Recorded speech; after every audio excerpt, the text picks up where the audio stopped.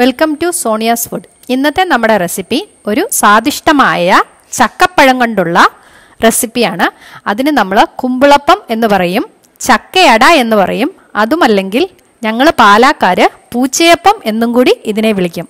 അത് സ്വാദിഷ്ടമായിട്ട് എങ്ങനെയാണ് ഉണ്ടാക്കുന്നതെന്ന് നമുക്ക് നോക്കാം. കുമ്പിളപ്പം ഉണ്ടാക്കുന്നതിന് വേണ്ടി ഞാനിവിടെ എടുത്തിരിക്കുന്നത് നല്ല മധുരമുള്ള വരിക്ക ചക്കപ്പഴമാണ്. നമുക്ക് ഇതിൻ്റെ കുരുവൊക്കെ കളഞ്ഞ് ഇതിനെ ഒന്ന് റെഡിയാക്കി എടുക്കാം. നമ്മുടെ വരിക്ക ചക്കയുടെ കുരുവൊക്കെ കളഞ്ഞ് ഞാനിതിനെ നന്നായിട്ട് റെഡിയാക്കി വെച്ചിട്ടുണ്ട്. നമുക്കിതിനെ മിക്സിയുടെ ജാറിലിട്ടൊന്ന് ഗ്രൈൻഡ് ചെയ്ത് എടുക്കാം. നമുക്ക് ഇത് ജാറിലേക്ക് ഇട്ട് കൊടുത്ത് നന്നായിട്ടൊന്ന് ഗ്രൈൻഡ് ചെയ്തെടുക്കാം.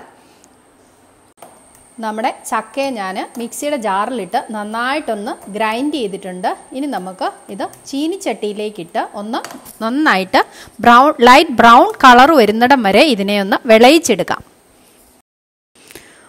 ഇത് ഇങ്ങനെ നമ്മൾ ചീനിച്ചട്ടിയിലിട്ട് ഏകദേശം ഒരു 10 മിനിറ്റ്സോളം ഇതിനെ ഇങ്ങനെ ഇളക്കിക്കൊണ്ടിരിക്കണം, അല്ലെങ്കിൽ നമ്മുടെ ചീനിച്ചട്ടിയുടെ അടിയിൽ പിടിക്കും. ഇതിന് നമ്മൾ സാധാരണ ചക്ക വിളയിക്കുക എന്നുള്ളതാണ് പറയാറ്.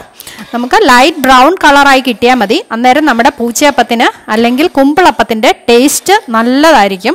അതുകൊണ്ട് നമുക്ക് ഇതിനെ ഏകദേശം 10 മിനിറ്റ്സ് ഒന്ന് ഇളക്കി കൊടുക്കാം. നമ്മുടെ ചക്ക 6-7 മിനിറ്റ് നമ്മളിങ്ങനെ ഇളക്കി കൊടുത്തപ്പോഴത്തേക്കും ഇത് ലൈറ്റ് ബ്രൗൺ കളറായിട്ട് വന്നിട്ടുണ്ട്. ഇനി നമുക്ക് ഇതിലേക്ക് കുറച്ച് ഏകദേശം 2-3 കട്ട ശർക്കര ഇട്ട് കൊടുക്കാം. അതിനുശേഷം നമുക്ക് ശർക്കരയും കൂടെ കൂട്ടി ഇത് നന്നായിട്ട് ഒരു 2-3 മിനിറ്റ് ഇളക്കി കഴിയുമ്പോഴത്തേക്കും ഈ ശർക്കര നന്നായിട്ട് മെൽറ്റായിട്ട് ചക്കപ്പഴത്തിൻ്റെ കൂടെ നന്നായിട്ട് ഒരുപോലെ നല്ല മിക്സായി വരും.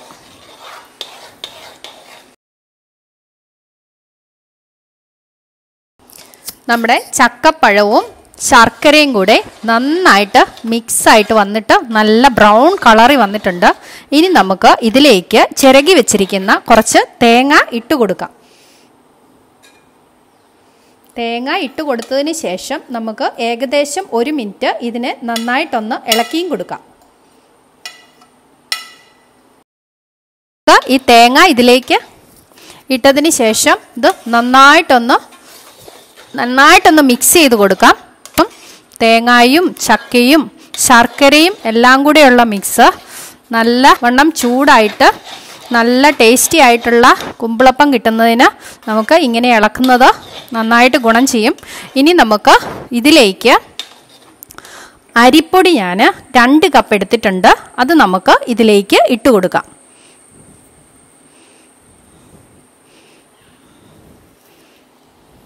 ഇനി നമുക്ക് എല്ലാ ഇൻഗ്രീഡിയൻസും കൂടി നന്നായിട്ടൊന്ന് മിക്സ് ചെയ്തെടുക്കാം.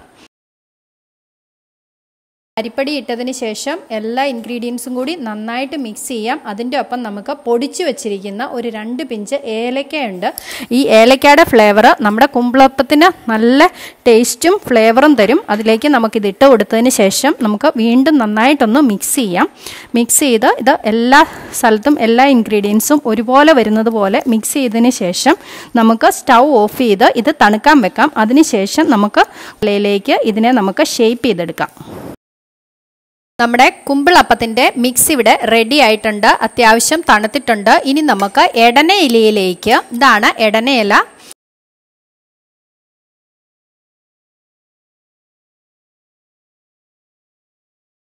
നമുക്ക് എടന ഇലേനെ ഇതുപോലെ ഒരു ഷേപ്പിലേക്ക് ആക്കിയതിന് ശേഷം നമ്മുടെ മിക്സ് ഈ ഇലയ്ക്കുള്ളിലേക്ക് ആക്കി കൊടുക്കാം.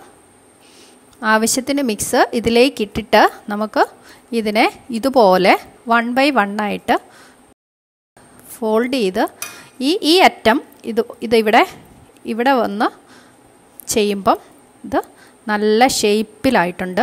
ഇതുപോലെ നമുക്ക് 1 by 1 ചെയ്തെടുക്കാം.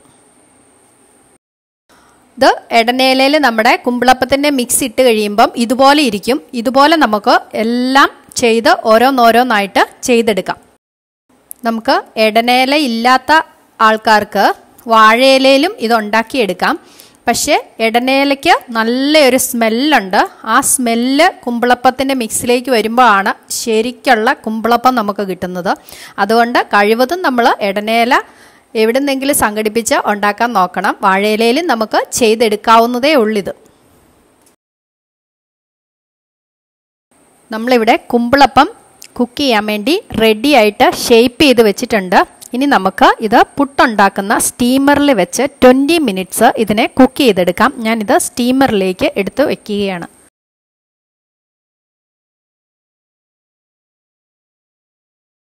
നമുക്ക് ഇത് ലിഡ് അടച്ച് വെച്ച് ഒരു 10 മിനിറ്റ്സ് കഴിഞ്ഞ് ഇത് ഓപ്പൺ ചെയ്ത് നോക്കാം. ഏകദേശം 20 മിനിറ്റ്സ് വേണം ഇത് കുക്കായി വരാൻ. നമ്മുടെ കുമ്പിളപ്പം സ്റ്റൗവിൽ വെച്ചിട്ട് ഇപ്പോൾ ഏകദേശം 20 മിനിറ്റായി.